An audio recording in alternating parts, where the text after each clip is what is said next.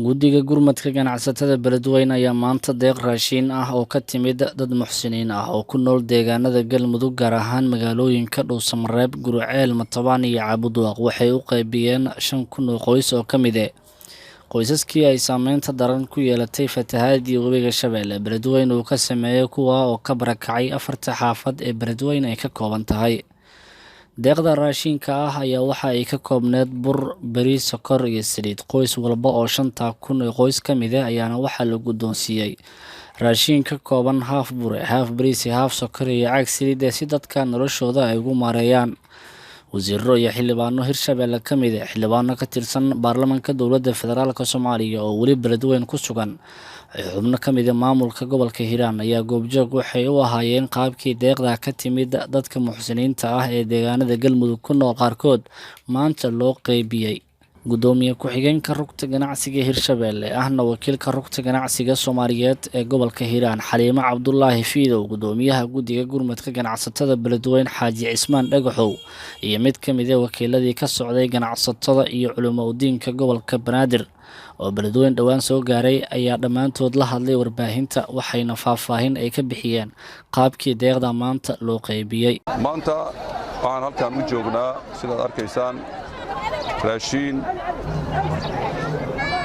qiimihiisu dhan yahay ilaa 5,000 oo qoys gaaraya oo ay keeneen walaalaha Galgaduud, magaalada Dhuusamareeb iyo Guriceel iyo Matabaan. raashinkaasoo ah ilaa 8 gaari oo inagu wareejiyeen ilaa 5,000 oo qoysna oo wax yar dhiman oo maanta halkaa laga bixinaya magaalada Beledweyne 4 xaafadood la siinayo iyo gaari kale oo badeeco kale ay saaran tahay ilaa isaguna muxuu ahaa naga soo gaaray magaalada Caabudaaq walaalaha jooga. waxaan leenahay iyagana meeshay ka soo bixiyaan bedel khayr qaba. waxaan u mahad celinaynaa sida ay noogu soo gurmadeen. magacaygu waa Xaliimo Cabdullaahi Fiidow, ana gudoomiye ku-xigeenka rugta ganacsiga ee warshadaha Hirshabeelle, kiilna uga ah arrimaha oo gargaarka rugta ganacsiga Soomaaliyeed. waxaan rabaa meeshaan inaan ka sheego deeq dad Soomaaliyeed ay soo gaarsiiyeen magaalada Beledweyne. deeqdaasoo ka kooban bur, bariis, sokor, saliid, dhar, joodariyaal, wixii kale sasiyeeriyaal. deeqdaas waxa keenay niman la yiraahdo beesha ceyr ganacsatadoodii Guriceel, Dhuusamareeb, Matabaan, 3daas magaalo sida ay noo sheegaan ka kala kooban. waxaan rabnaa marka insha Allah ilaahay idinkiis mahad ha ka gaarto ayagana khayr Allah siiyo qof kasta wax sadaqaysatana ilaahay raxmaanka kama habaajiyo. inta kale muslimiinta oo kale ayaguna lamiduhuna inay ka ficil qaataan intii hore u soo gaarsiiday oo sida rugta ganacsiga Soomaaliya, Hormuud, Dahabshiil, culimo-diinka Soomaaliyeed iyo rugta ganacsigu ay arrimahaas ay mas'uulka ahayeen oo oleynayeen. insha Allah khayr Allah siiyo. aniga oo ka socda guddiga gurmadka fatahaadaha ee ganacsatada iyo culimada Soomaaliyeed magaalada Muqdisho, halkaan u soo gaarnay inaan u kuurgalno xaaladda ama dhibaatada ka dhalatay fatahaadii ka dhacday magaalada Beledweyne. waxaan maanta ku faraxsanahay inaan kala qayb galno guddiga gurmadka fatahaadaha ee culimada iyo ganacsatada ee ka dhisan magaalada Beledweyne oo maalmahan runtii ku howlanaa inay gargaar gaarsiiyaan dadka ay saameeyeen fatahaadda. xildhibaan Daahir Amiin Jeesa oo ka mid ah xildhibaanada baarlamaanka dowladda federaalka Soomaaliya oo qayb ka ahaa xildhibaanadii goobjoogka u ahaa hanaankii deeqda Galmudug ka timid maanta qoysaska loogu qaybiyay ayaa dhankiisa hadlay.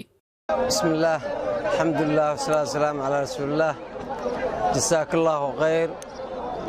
ilaahay subxaanahu wa tacaala ka abaal mariyo walaalihii muxsiniinta ahaa ee deeqdan soo dhiibi ee ku soo hagaajiyey ganacsatada Soomaaliyeed ee Beledweyne joog u soo wakiishay sida rugta ganacsiga, shirkadda Dahabshiil iyo shirkadda Hormuud wakiiladooda halkan jooga iyo rugta ganacsiga Soomaaliyeed wakiilkooda halkan jooga u soo xil saartay.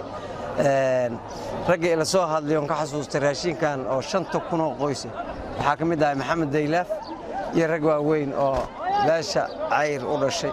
jasaakallahu khayr.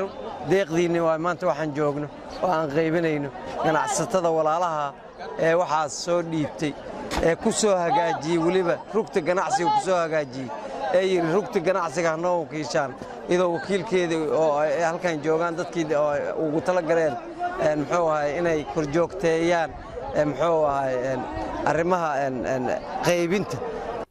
Maxamed Ibrahim Siyaad, Kalson TV, Beledweyne.